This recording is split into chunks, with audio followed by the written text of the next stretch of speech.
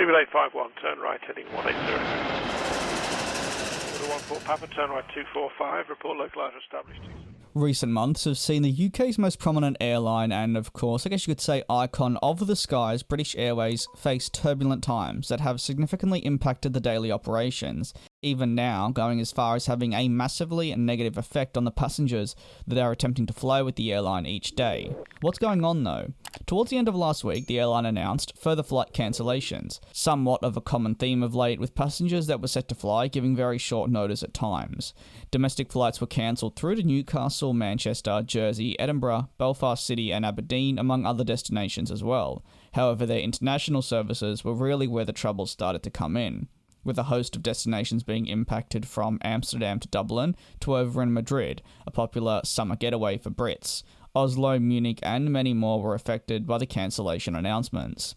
Why is this taking place though? Well, it's staff shortages and staff sickness, a combination that is hurting the aviation industry, from employees being off sick in isolation in recent months to the already existing staff shortages that are widely impacting our industry. Not just with British Airways themselves, but even as far as on Australian shores, with Qantas going through their own mini-crisis, not having enough employees to sustain their current operations and demand. Ultimately, there's still a long way to go for recovery for the industry in many different aspects. Some of the most challenging developments centre, of course, specifically around the difficulties experienced with the rising demand.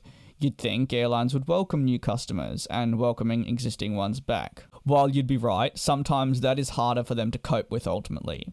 British Airways is, in this case, a primary example of not managing as they saw countless staff depart during the pandemic, and now they cannot staff the services.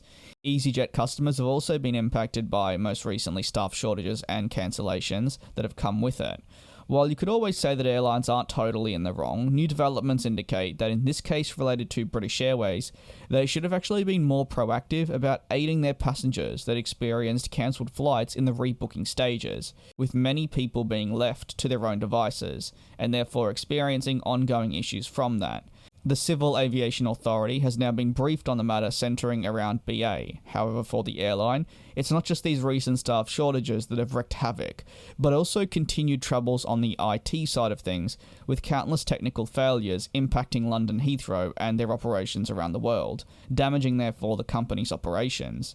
It not only has left customers stranded on the ground at airports for hours, but has led to many bags going missing, severe delays and cancellations. On top of that, we've seen connections missed and a whole lot more. Ultimately, the only thing this does do is put more pressure on the already exhausted staff working inside the terminal. And quite frankly, for the staff, they can't do much about an IT failure, especially for those that are dealing with customers face to face. It's a recipe for disaster, and we're seeing more and more airlines face similar situations. It's trying times within the industry now, as airlines do, yes, recover and return to profits slowly but surely, but they're facing new challenges as we slowly exit an unprecedented couple of years that has given the industry we so dearly love some of its biggest curveballs ever. Thank you very, very much for watching this video. I do appreciate it. If you are new, you're more than welcome to subscribe for more aviation content, and I will speak to you soon.